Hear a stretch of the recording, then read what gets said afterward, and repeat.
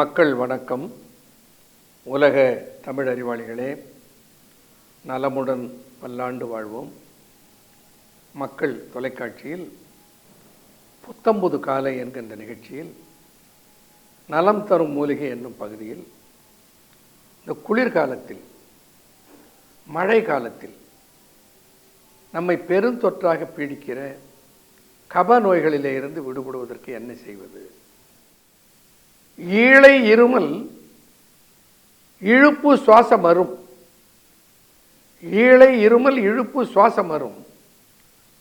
வாழை ஒத்த கண்ணாய் வழுத்த கீழ். நாளை என்றில்லை கப சுரமது இன்றே விலகிவிடும். கொல்லை கருமுள்ளி கொல்லை கரிமுள்ளி கொள் என்று தேரையர் ஒரு பாடல் எழுதினார். மிக அரிய மூலிகை வகை கரிமுள்ளி.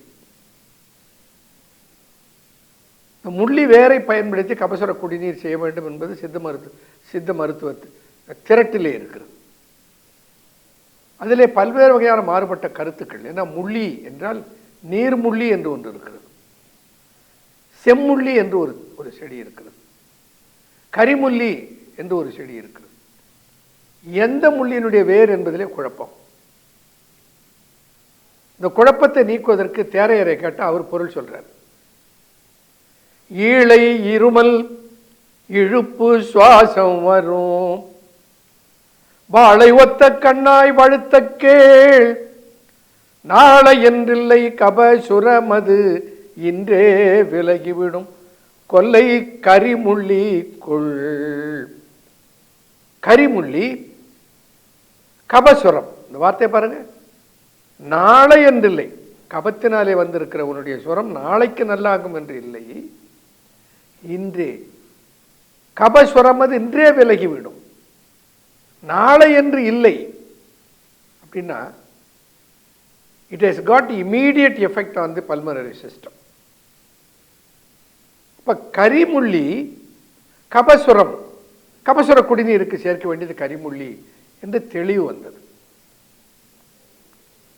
அவர்களுடைய அபிப்பிராயம் பலர் ஏற்றுக்கொள்ளலாம், சிலர் மறுக்கலாம். தேரையர் அதை இப்படி சொல்லி என்னை ஏற்றுக்கொள்ள வைத்தார். அப்படி அதை சேர்த்த போது கிடைத்த பலன் தான் குறைந்தது 1,00,000 மக்களையாவது உயிரை அது காப்பாற்றி இருக்கிறது. இன்று வரையில் சளி, காய்ச்சல், இருமல், கபசுரம் என்றால் உடனே மக்கள் தெரிந்தவர்கள் அத்தனை பேரும் உடனே கேட்பது எதுன்னா கோரோ இருக்கிறதா என்று கேட்கிறார்கள். இப்ப கபசுர குடிநீர், நிலவேம்பு குடிநீருடைய பாகங்கள் எல்லாம் ஒன்று சேர்ந்ததுதான் கோரோ. இப்ப சித்தர்கள் பலர் பரிகசித்தார்கள் கூட. இந்த கோவிட்-19 என்பது இன்று வந்த நோய். சித்தர்கள் அதற்கு 2000 ஆண்டுகளுக்கு முன்னாலே மருந்து செய்து கொடுத்துட்டாங்களோ? நோயை அணுகிற முறை தான் வேற. சித்த மருத்துவம் மனிதனை எப்படி பார்க்கிறது? முழுமையாக பார்க்கிறது, டோட்டாலிட்டி.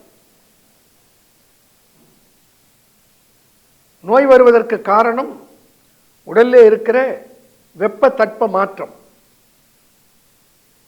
கபம், சளி, வெப்பம், அழல்,